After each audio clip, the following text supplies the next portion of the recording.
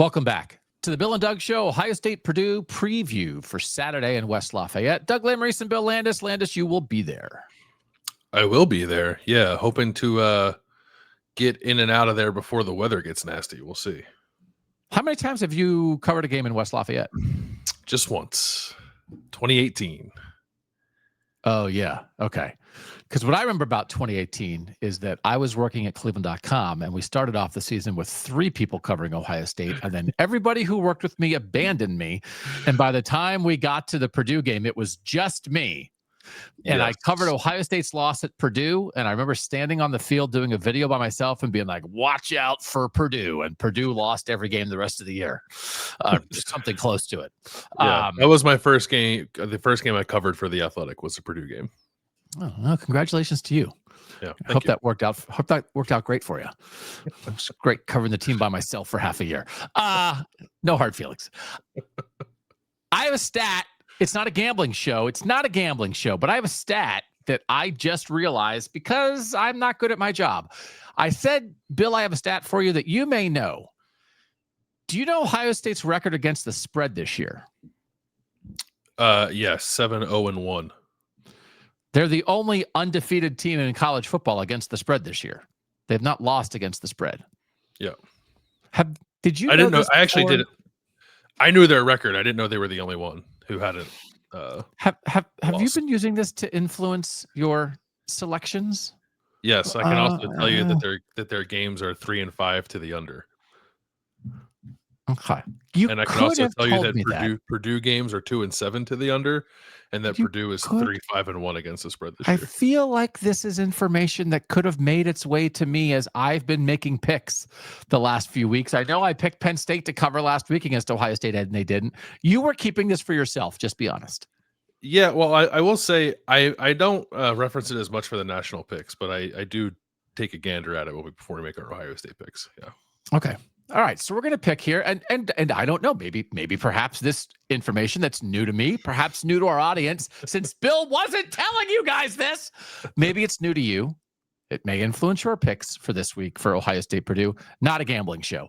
29.5 point line. The over-under is 48.5. Once upon a time, Purdue's record against Ohio State, I think you could argue, was among the weirdest things in college football.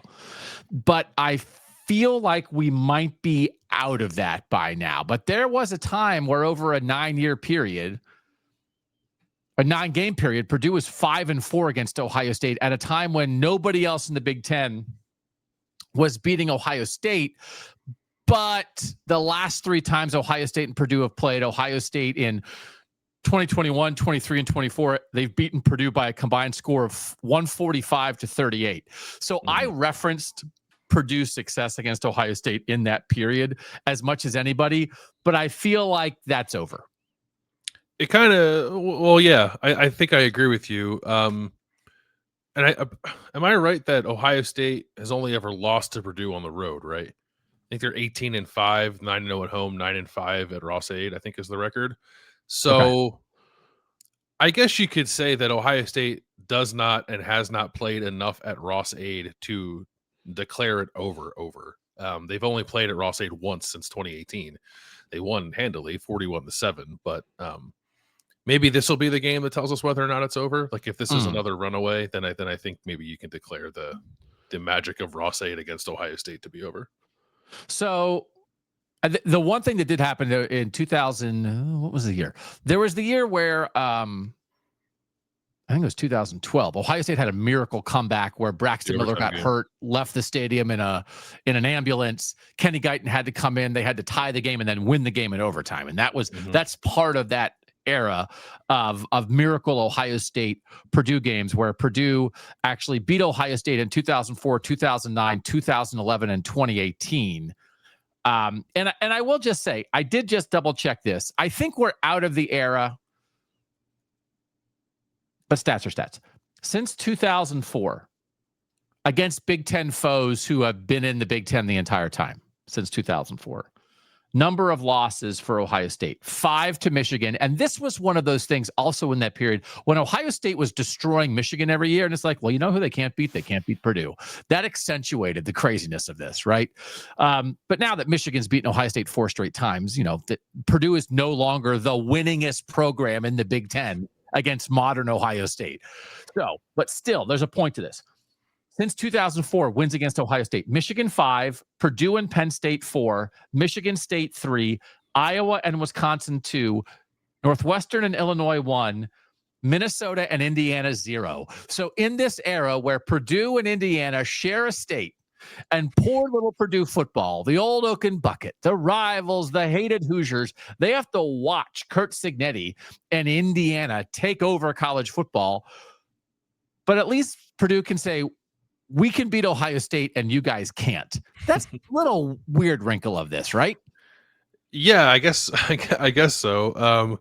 I think if you ask Purdue, hey, would you trade all your past success against Ohio State to be what Indiana is right now? They probably make that deal. Yeah, I like doing this. We have a Substack page if you guys want to go get more Ohio State coverage from us on Substack. If you want to get 2 big, long shows a week besides the YouTube and podcast shows that we do here, we do a big one on Wednesday. We do a Sunday sound off with comments and questions on Sunday. I've been writing stories most weeks, Bill, about how Ohio State has broken somebody or some team. I did it about Penn State. I did it about Texas and Arch Manning. I was thinking about doing it with Purdue this week in the idea of maybe Purdue thought, hey, we can beat Ohio State. We're as good against Ohio State as anybody in the Big Ten. We must be awesome at football. And I was like, nope, you're not. Like it was like a reverse break of their competing with Ohio State gave them too much confidence when actually their program was still falling off a cliff, right? But I didn't do it. You could say that Ohio State broke Purdue because Jeff Brom got a signature win against the Buckeyes that then propelled him to Louisville, and then Purdue has not been the same since. Yeah. Okay. Well, you could have said that to me on Tuesday, and I could have actually written it. Sorry. Again, thank you for keeping all this information to yourself. There's a lot of great ideas rattling around in the brain of yours. Maybe feel free to share them. Winning percentage against Ohio State produced in the last since 2004 still has the best one of the Big Ten because it's 667 is Ohio State's winning percentage against Purdue because they have those 4 wins, but it's only in 12 games. Ohio State's 15-5 against Michigan because they play Michigan every year. There's a stretch. They didn't play Purdue that often, which is also why this is crazy. So anyway, we want to reference that. I do think, to me, if there is anything, and you referenced Ohio State's record at Ross-Ade Stadium. If there's anything, I think it's that Ross-Ade Stadium is dead and a lot of the games are early and it's hard to get up for it. Now, the Tyler Trent 2018 Rondale Moore, David Blau game was not a dead game in the middle of the afternoon. That was a primetime game, right? Mm-hmm. I can remember it being dark. But I do. It definitely ended at night. I can't remember if it was a primetime kickoff or like a 3:30, 4 o'clock kickoff. But I definitely think there have been times in the past where it's like the lack of juice at Purdue has actually worked against Ohio State in some ways. It's almost like home field non-advantage. It's not that you're going into a viper pit. It's that you're going into a cemetery. And it's like, man, it's not even lunchtime here. There's nobody here. We're Ohio State. We're not used to this. And I do feel like at times that has worked against Ohio State. I don't know. That could happen on Saturday for a 1 p.m. Eastern start. Yes. Yeah, that was a 4:30 kick that ended at night. Okay. Yeah, it could happen. Although the last time Ohio State played there 2 years ago, and it was like overcast and rainy, and Purdue was bad. It's the combination of Purdue is dead, but Purdue has a little something too, right? Like the environment is dead, but the team has something. Yes, because when Ohio State played in 2023, Purdue was overcast and rainy and quiet and empty, but Purdue had nothing. So Ohio State torched them, right? So it's like, do you have a sleepy atmosphere in Rondale Moore? Then I'd be like, yes. then I'd be a little worried.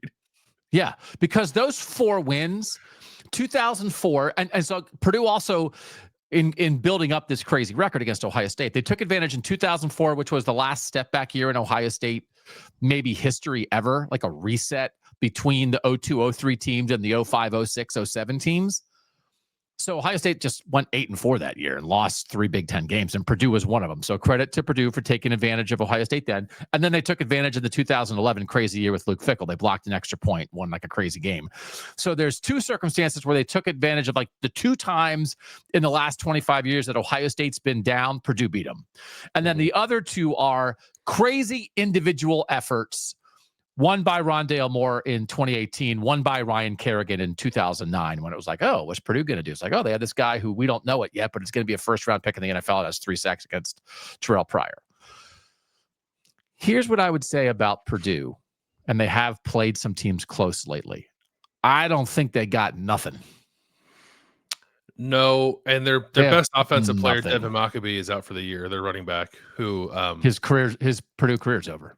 It's over, yeah, which is like kind of sucks. So I like him, and he's stuck around through a lot of hard years there.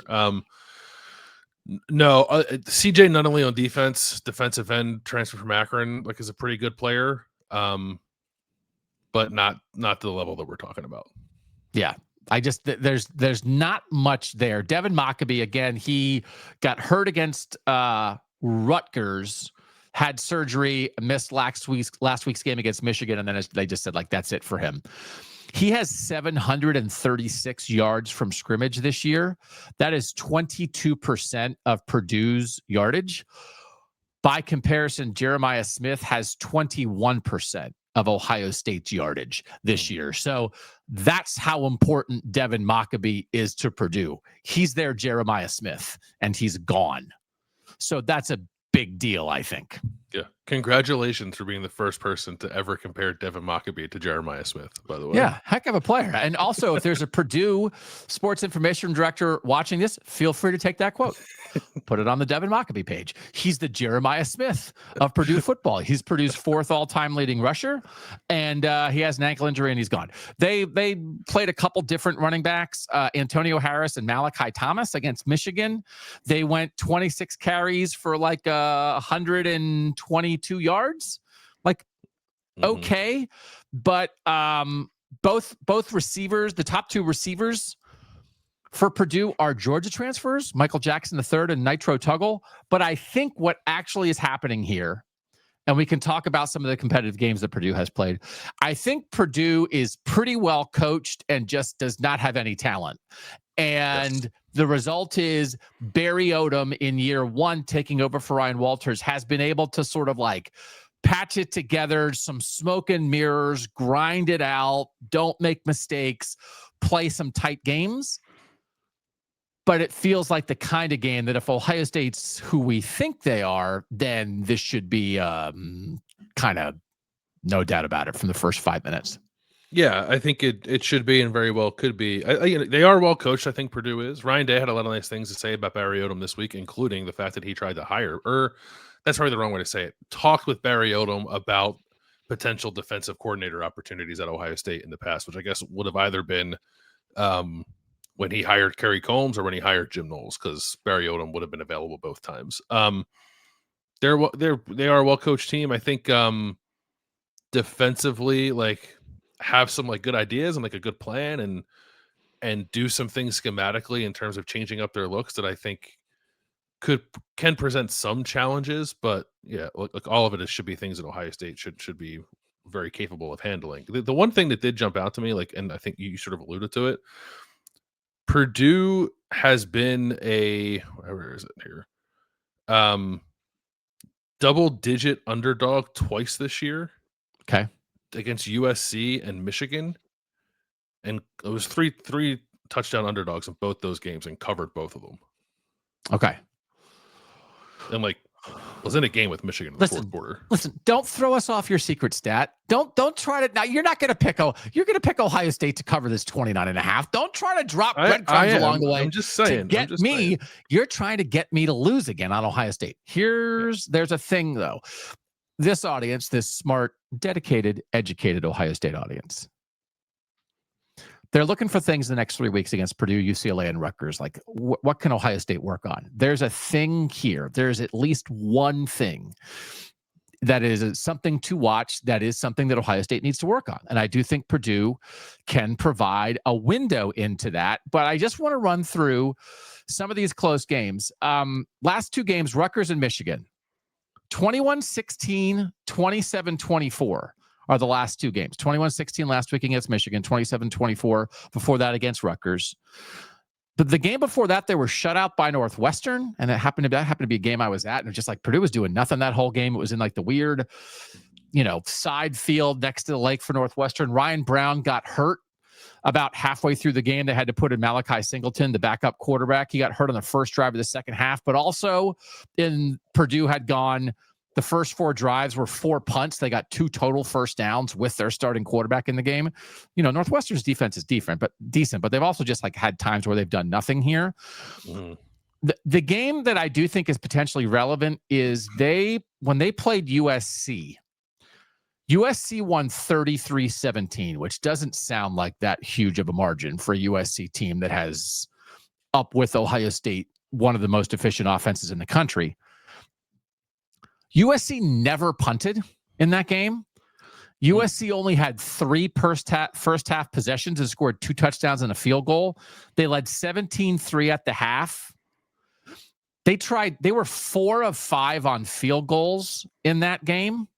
And 4 of the field goals they tried were inside the red zone. And Purdue has the 8th best red zone defense in the country when it comes to touchdown percentage. They only give up touchdowns on 42.1% of red zone drives. Ohio State has the 2nd best red zone defense in the country for touchdowns. They give up 26.7% of touchdowns on red zone drives. Ohio State's offense, what percent of the time do they score a touchdown in the red zone? It's 69.1%, which is 37th in the country. So USC never punts, but they end up trying 5 field goals. One time they got to the 2, one time they got to the 7, right? One time they got to the 19, whatever.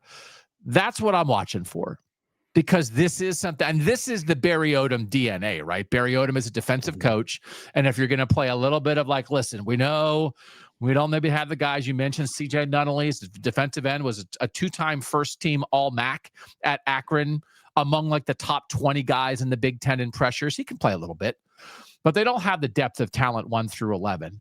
But they're going to try to stiffen in the red zone, and I think this is worth watching to see if Ohio State can punch it in when they get down there. Yeah, assuming they get down there. That's true. Because the other thing Purdue's, and what I mean by that is maybe they'll just throw it over their heads. Right. There are 1, 2, 3, 4 teams in all of college football who have given up more 40-yard plays than Purdue. Wow. Okay. So that is quite a thing. Maybe Ryan Day, if you can tell Carnell Tate and Jeremiah Smith, hey, if you get behind the defense, how about kneeling it the 8? We'd like to work some stuff out a little bit. Maybe. Your stats will be fine. I think they're a pretty high. So I'm just looking. They blitz Bryce Underwood half the time. Okay. They blitzed Ethan Kaliak-Manis from Rutgers 35% of the time. So as someone who's not watched a ton of Purdue this year, my assumption is that they're pretty aggressive. Which opens the opportunity for explosive plays. But then if to your point, if you do get inside the 20, they stiffen up a little bit. They're hard to score on. Purdue has 82 new players on the roster this year. Is that a lot? I think they only have 85 players total. So they have 4 guys who knew where the bathrooms were when camp started. By the sites that track this stuff, they had 54 transfers come in the offseason. That was the most in the country. West Virginia was second at 53. Once upon a time when we tracked this kind of stuff, those were the 2 teams in the northern part of the country in the Power 4 who have new coaches this year. This is just how it works with new coaches anymore. None of this is a surprise, but it's a complete teardown. And then, again, for Ohio State fans weren't tracking this. The weird part of it is Ryan Brown was the quarterback in the second half of last year after Hudson Card got hurt, went to North Carolina for spring ball, and then came back, because congratulations to Ryan Brown. He sniffed it out before anybody. He was I am not sticking around for this Belichick stuff. So Malachi Singleton's an Arkansas transfer. One, like going into spring, it's like, okay, I think they're probably rolling with this guy. They had 4 different quarterbacks on the roster. I think they had another. Didn't they have a Purdy? Didn't they have one of the Purdy's in camp? They also, had, I think maybe in the they spring? was no relation, but they did have. I think they had Deshaun Purdy. Yeah, from Okay. Charlotte. They had a Purdy. Yes, not necessarily spelled a different. Purdy. Yeah. But they got through spring and they were like, oh, no, not this. Ryan Brown, do you want to come back? And Ryan Brown had heard that North Carolina was like sniffing around, maybe trying to get investment from Saudi Arabia, and just said to himself, like, this is not. Jordan Hudson was trying to do a photo shoot with him, and he's like, I am creeped out. This is not actually true. I'm assuming these are the things that happened to Ryan Brown. Because if I go to a new school and I'm getting old coach, weird girlfriend, Saudi investment, I am double checking that this is the place where I want to be. Right? Fair. Yeah, definitely. Take me back to the Big Ten, please. Yeah, I get it. Yeah, take me back to the Big Ten. Listen, I'm not saying that West Lafayette is the center of the college football universe, but it's better than the Saudis and Jordan Hudson. So welcome back, Ryan Brown. And by the way, who did you notice wearing Ryan Brown's number of on the scout with a scout team jersey walking off the field for the Buckeyes this week? That would be Tavian St. Clair, Tavian St. Clair, quarterback for your Buckeyes. So Ryan Brown's not like a run first quarterback, but he can move around a little bit, right? He can scoot a little bit. Yeah. Like he'll keep some things alive. So I do think that's a kind of thing that Ohio State has to be aware of, right? He had like a game where he had like 60 yards rushing in one game, but it's more like keep the play alive kind of stuff. Yeah, but I think again, like I do really feel like these next 3 weeks are sort of like, is there anything we can watch in this game, assuming Ohio State's going to win, that can sort of be like applied to Michigan, right? And I like Bryce Under was going to run and scramble, and I think it's interesting if you look at Purdue, because Purdue's offensive line stinks. Their right tackle Bakeen Coley has allowed 33 pressures this year, which is tied for the most by any offensive lineman in all of FBS. Oh my! But Purdue does not give up a ton of sacks, because Ryan Brown is slippery, and so is Malachi Singleton, who they've been using more lately as like a design run threat in the offense. So like this week, next week with Nico Iamaleava and UCLA, like you're going to have mobile quarterbacks to deal with. I don't think in any way that's going to threaten Ohio State, especially this week, but it's something that the defense can get experience with as it looks ahead and prepares to play Bryce Underwood at the end of the month. What is your like final breakdown stuff, just ultimate respect, like really the way Ryan Day talked about Barry Odom this week, I thought like went a step beyond sort of the regular, hey, we respect our opponent kind of stuff. Like I thought like he kind of really meant it. Yeah, it was interesting too, because it wasn't just like he said he's a good football coach and like a good man. Like I don't know. Yeah. Like that was I don't know that I've ever heard him say that about another coach before. I don't know if there's like something else there, or maybe like, like you said, they did have conversations in the past when Ryan Day was looking for a DC. Makes me wonder like how those went and how close they might have gotten, because Barry Odom like it has been an excellent defensive coordinator. Got him the head coaching job at Missouri, and then his work as a defensive coordinator at Arkansas got him the job at UNLV. So yeah, a lot of respect there between two coaches who I would have just assumed like had no relationship at all. So it's not like there's any crossover in their careers. Barry Odom played at Missouri and then basically coached at Missouri until he went to Arkansas. So yes, I made note of that as well. I don't know what it means. Maybe it means like Ryan Day won't try to run up the score if he gets an opportunity to. Oh, that's a good point. So again, played close with Michigan last week, which certainly got Ryan Day's attention. Up 24-21 late against Rutgers. Rutgers kicked the tying field goal, and then Purdue like immediately fumbled it back, and Rutgers kicked the game-winning field goal in the last play of the game. We're up 20-13 on Minnesota entering the fourth quarter. And then they threw a pick six and then got stopped on downs inside the 10 and kind of gave away that Minnesota game. So again, this is all like they have been competitive. Like you look at the score against USC feels like it's more competitive than it should be. They scored 30 on Notre Dame in a game that wasn't close. I think they gave up 59, but still like scoring 30 on Notre Dame. But I do think like Ohio State should be above that. That it, as much as like, hey, like USC and Notre Dame and Michigan, like Purdue's played some real teams. They're winless in the Big Ten. But Ohio State's a step above all those teams, right? So it's just like you may notice, especially defensively. Yes. Like even like the Michigan thing has been like Michigan at times. Michigan is good defensively, I think. I think Michigan is good defensively, with the potential at times to be very good. But you saw them get gashed against USC, but then they stood up and like kind of very much held Washington in check, right? But Ohio State's defense has played a step above that, maybe 2 steps above that. Yeah. Right. Yeah. And like significantly better, at least at what that Notre Dame defense was at the time, better than USC's defense. Yeah. Yes. Like Notre Dame was really still working some stuff out early in the season when they played Purdue. Yeah. It's just like most teams Ohio State plays and is going to play, you just have a really hard time seeing how they can muster more than 2 scores. So I do think people are probably curious about how much Ohio State will play its guys the next 3 weeks. Ryan Day got asked a question about it this week, which he's just not going to answer, which is like, Ryan, I know not to assume anything, but if you're up by 5 touchdowns, are you going to rest your starters? And he was like, we're just trying to win. We're just trying to win. We're just trying to win. We're just trying to win. Because you can't even speak having a gigantic lead into existence. Like he is not in that zone at all. But also, I just fully expect, I understand the difference between we're going to play slow, we're going to try to limit snaps, we're going to limit plays all year. It is a strategy to keep guys fresh for the postseason.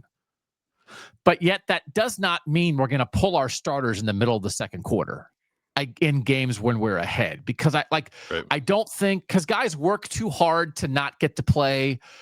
Guys like playing football. It's not the first priority, but somewhere in there, you want to make sure your stars can get stats. And I also think you don't want guys to get rusty. So, but I also could say if a fan was like, well, how come, if you play slow, that might actually be putting you at risk in certain situations. Whereas if you're not at risk and you're up 6 scores, why wouldn't you pull out the starters right away? If the whole point is that you're trying to keep guys from getting worn down in the regular season, why not yank guys at halftime against Purdue? Well, I think it depends on the guy, right? For instance, I think Ohio State's offensive line needs to keep playing together. But maybe you take Jeremiah Smith and Carnell Tate out. Maybe even you take Julian Sayin out and let Lincoln Keenholz play. But I would like to see Ohio State starting 5 probably play at least 3 quarters in this game, because that gelling process is kind of still ongoing with that group. Yeah, there's probably some guys on defense you could take out earlier if you're up by enough, but I'm trying to think. Maybe it applies more on defense, and maybe what I'm thinking only applies to the offensive line. So I kind of think he will, if he gets the opportunity to in this game, take out some guys early, especially if it's raining and kind of weird.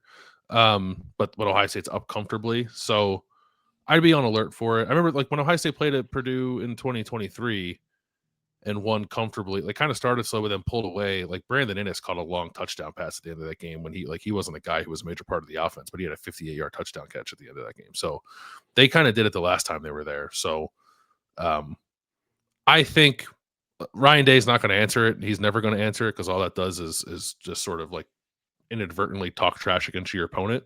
Yeah. But I do think we'll see him do it if the opportunity presents itself the next 3 weeks. I kind of expect pedal down through 3 quarters. I really do. I would be surprised if there's any kind of, if you work, maybe. Well, it also depends who's healthy too, right? If Mylan Graham was out last week, right? If you don't have Mylan Graham and you only have Quincy Porter, then are you going to take out Jeremiah and Carnell early? Maybe not. So we'll have to see who's available and who's not too. But yeah, maybe I could. It just depends on what. I think Ryan Day has shown that he, in the past, he hasn't really taken guys out until it was 50-0, and I think now it's clear that he feels pretty comfortable at being up by 4 touchdowns, whatever that looks like. Mm-hmm. So, but with the pace they play, it could take them 3 quarters to get to that point. To your point. So, yeah, maybe I'm wrong. Yeah. My expectation would be a full 3 quarters offensively, maybe one of those, and they do this sometimes where it's hey, it's the 3rd drive of the game and Fahim Delane's in the game, for a drive, just to try to, I could see that. But I would expect pedal down through 3 quarters, and I would not be surprised to see the offensive starters out there for the first drive of the fourth quarter. If it's a drive that's especially if it's like they're in the middle of a drive, or it's like they've only had 6 drives through 3 quarters, and so I think they would like. We've not seen Lincoln Kienholz in a while, right? My expectation, my guess is that Lincoln Kienholz comes in the game with 9 minutes left, like the second drive of the fourth quarter. Would be my prediction. I wonder if we might see. So Lincoln played 1 snap against Wisconsin, played 11 against Minnesota. He's played in 4 games, and he's already redshirted. It's like they're not redshirting him. I could see a situation where, like, if Ohio State scores on its first 2 possessions and then it gets down to the red zone on its third, maybe Lincoln comes in to run to show it. Yeah. A little bit of the presidential package. Yeah. Get your merch now. Presidential package brought to you by the Bill and Doug Show. Do you want to be part of that, or you don't really want to be associated with the presidential package because it hasn't happened and I made it up, and even Lincoln Kienholz doesn't like it? Well, it's not a bad idea to get in on the ground floor, right? Because when he's Iowa's quarterback next year, that could be a lucrative opportunity. We also would invite you guys to find our Friday show where we'll do national picks headlined by Iowa versus Oregon. We also would invite you to like, subscribe, tell a friend about the Bill and Doug Show. If you want to join us on Substack, where you get 8 extra podcasts and YouTube shows a month, like another 12 to 16 hours of podcast and YouTube and video content only for Substack subscribers, plus all the written stories. I think it's not a bad deal for our price per month, Landis. Honestly, I think it's pretty competitive for the market. Yeah. I think good value on the return. And also Roback.com, RHOBACK.com. Our friends over there selling you quarter zips, selling you hoodies, selling you polo shirts with that Ohio State subtle design, right? Just go check it out. If the 30th time you've heard me say it and you haven't done it yet, now's the time. Fine, Doug, fine. RHOBACK.com. 20% off your first order with the code BAD, BAD20. All right, Mr. Keep Your Stats to Yourself. What's your prediction for Ohio State and Purdue Saturday, 1 p.m. BTN for the folks on the TV, which means the whole. Can I tell you that I occasionally get confused and sort of mix together the government shutdown and the YouTube TV Disney argument. And I'm like, man, this government shutdown is not letting me watch college football. I hope they get it sorted out. It's like, no, that's a separate thing. But I'm glad for everybody out there, it's not on ESPN or ABC. So you're not, this is God bless the Big Ten. This is not affecting the Big Ten. It's just keeping SEC games off your screen. What's your pick? 29.5. 29.5. Yeah, I'm gonna pick Ohio State to cover that. I have 41-7, so it's a cover for Ohio State and an under, and I think maybe the same score the last time they played there. I do think it'll be interesting to see if Ohio State does get in the red zone and what that looks like. But I think it's going to be a game of explosive plays for the Buckeyes again. Throwing certainly, and perhaps passing too.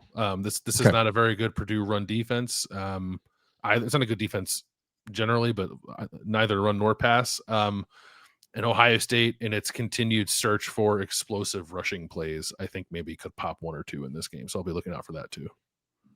Okay, so that is you are under the 40.5 then too, huh? Under You're the right 48. At 48. Yeah. So under and Ohio State covering has been the way to cash your bets so far this season. Mm-hmm. I'm going to go 38-3 Ohio State. So I also will take Ohio State to cover. I maybe Purdue's building something. There's just nothing there now. They have the newest roster in college football. And when you do this as a head coach, it's not like you drove the other guys off. Max Clare left, right? Dylan Thieneman, who has played more defensive snaps for Oregon than anybody, left. right? And like 2 years, Deion Burks is like Oklahoma's best receiver. He left Purdue 2 years ago. You could patch together this is the hard thing about that Ryan Walters era. Like they had some guys there. Yes. And I do think Ryan Walters is a good defensive coach. He just had never been a head coach before, and it just got away from him. So Barry Odom has done this before. He's just more experienced. He's also a defensive coach, but all those guys are gone. And the one guy who was left was Maccabee, and now he's out for the year. And they're just literally, there's just, so I just think they're going to do nothing. I almost went 45-3, but I pulled it back a little bit. But it's an Ohio State cover either way. It's a slight under. Yeah. Either way. Shutouts on the table, right? Will be Ohio State's third shutout of the year. I think it's possible. 100%. 100% on the table. Yeah. So if you're going over to West Lafayette, have a good time. If you're not going over to West Lafayette, you can join us after the game on YouTube. We're not going to go instantaneously. Bill is going to be there. Bill is going to report after the game. I'm not going to come on by myself and have you people be like, God, when is Bill getting here on the postgame show? But we will get it up. We will go live on YouTube with both of us, Bill from West Lafayette, me from the home office, as soon as possible. It might be like an hour or 90 minutes after the game. Bill, you are able to find a place in the Ross-Ade press box to do it. If that feels like the internet's not good enough, or you know how it is, Dan Hope's telling you to cram it because he's trying to write, you know how those guys are in the press box, like, hey, Landis, like that kind of thing. You don't want to get in a fight. Then it'll be back in your hotel room, but you're not staying in West Lafayette, so you got to drive a little bit. So then it might be a couple hours after the game. But we'll see you guys after. Just subscribe to the YouTube channel so you don't miss it. Or if you just listen on the podcast feed and you catch it later, then you'll just catch it when we pop it on there, right? Yeah. Hopefully we'll be able to do it. I'll be able to do it from the stadium, but if not, it shouldn't be. We're not going to make you wait till like 9:00 at night for the post game show. Right.